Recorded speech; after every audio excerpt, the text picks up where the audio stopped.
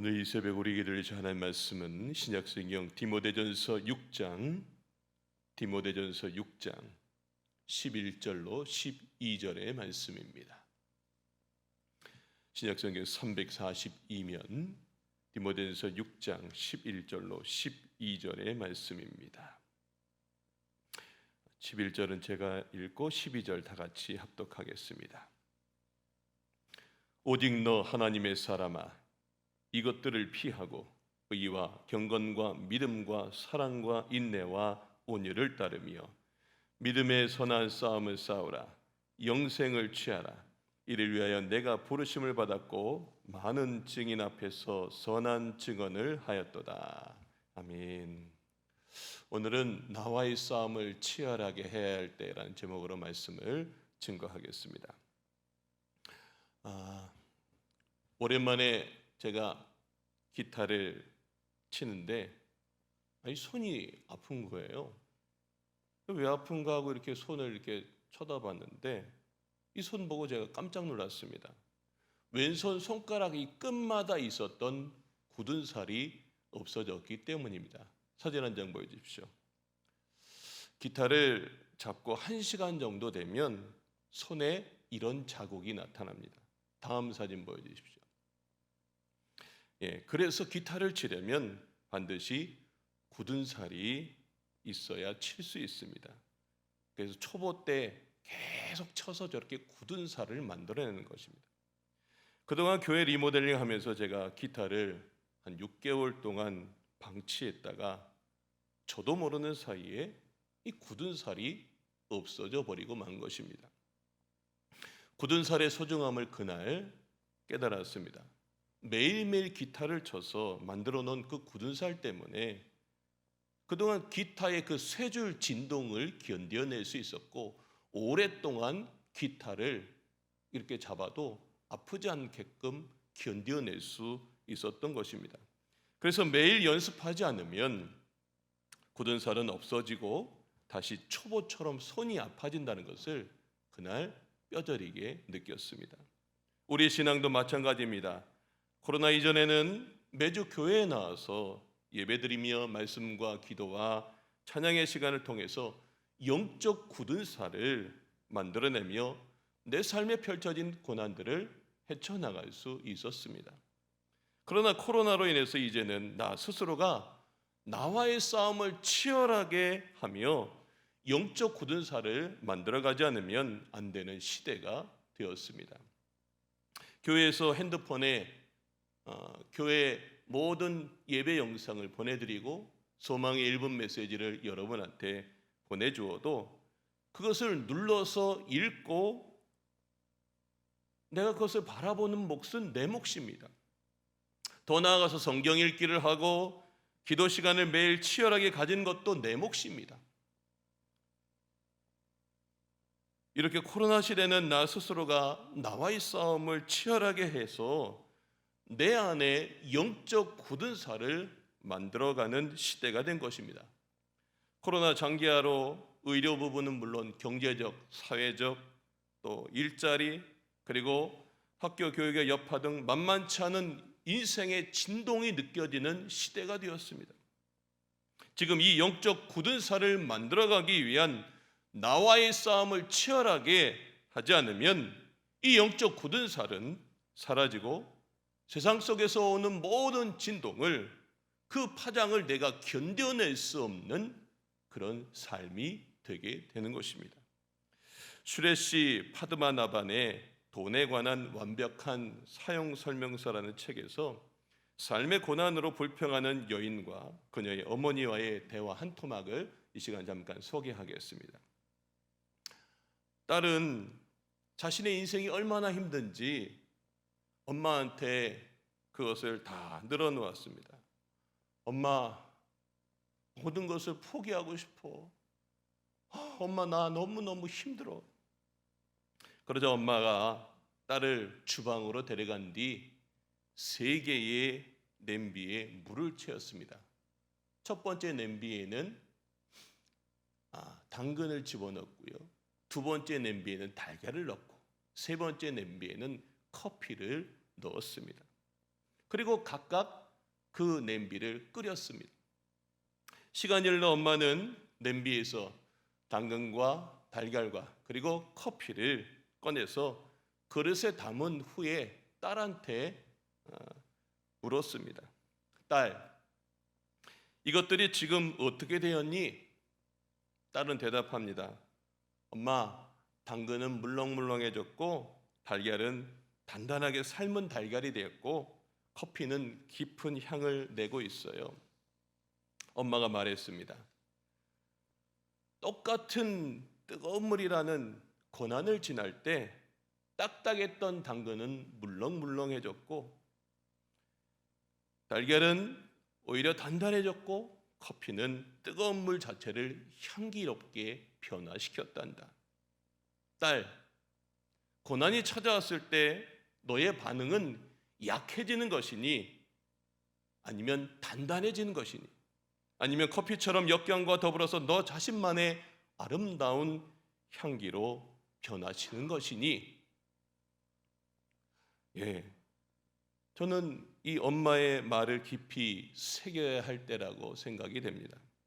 코로나라고 하는 고난의 시기에 지금 나의 믿음의 굳은 살은 약해지고 있는지 아니면 또 단단해지고 있는지 살펴보시길 바랍니다. 오늘 본문에서 바울은 디모데에게 너 하나님의 사람아 라고 이야기하고 있습니다. 이것은 분명한 정체성을 심어주는 선언입니다. 사실 디모데는 하나님을 모르는 불신자가 아닙니다. 오히려 그는 바울의 뒤를 이어서 에베소 교회를 맡고 있는 젊은 목회자입니다. 자신이 하나님의 사람이라는 사실을 이미 그 누구보다도 더 잘 알고 있었습니다. 그런데 왜 바울이 디모데에게 너 하나님의 사람아 라고 이렇게 너무나 뻔한 말을 했을까요? 그것은 그만큼 그 시대가 하나님이 아닌 것들이 하나님을 대신했기 때문에 바울이 지금 이 이야기를 한 것입니다. 그 시대는 로마 황제의 권력과 풍요의 이방 신들이 사람들의 마음에서 하나님을 빼앗아 갔습니다. 즉 돈과 권력이 하나님의 자리를 대신 차지했습니다. 그런데 교회도 이 욕망을 따르는 사람들이 점점 늘어나고 있었습니다. 그래서 바울은 하나님의 사람인 디모데를 향해서 엄숙한 명령을 내렸습니다. 오늘 본문 말씀입니다. 자, 오늘 다 같이 한번 읽어볼까요? 시작. 오직 너 하나님의 사람아 이것들을 피하고 의와 경건과 믿음과 사랑과 인내와 온유를 따르며 믿음의 선한 싸움을 싸우라. 영생을 취하라. 이를 위하여 내가 부르심을 받았고 많은 증인 앞에서 선한 증인을 하였도다. 바울은 두 가지를 말하고 있습니다. 첫 번째는 피하는 겁니다. 두 번째는 취하라고 했습니다. 자, 첫 번째로 우리가 배워야 될 것은 피해야 합니다. 한번 따라합시다. 피해야 합니다. 자, 오늘 11절에 보면 오직 너 하나님의 사람아 이것들을 피하고 그랬어요. 하나님의 사람들이 이것들을 피하라고 했는데 도대체 이것들은 무엇일까요? 바로 10절입니다. 자, 10절 말씀. 자, 10절이 뭐냐면 돈을 사랑함이 일만하게 뿌리가 되나니 이것을 탐내는 자들은 미혹을 받아 믿음에서 떠나 많은 근심으로 자기를 찔렀도다. 돈을 사랑하는 것을 피하라고 바울이 지금 이야기하고 있습니다. 그 돈만 사랑하는 것 때문에 믿음에서 떠나기 때문에 이제 그것을 피하라고 합니다. 저는 여러분이 열심히 노력해서 가능한 많은 돈을 모으고 여유롭게 사시길 진심으로 축복합니다. 하지만 돈만 사랑하는 추종하는 그런 삶은 살지 마시길 바랍니다. 이것은 전혀 다른 문제입니다.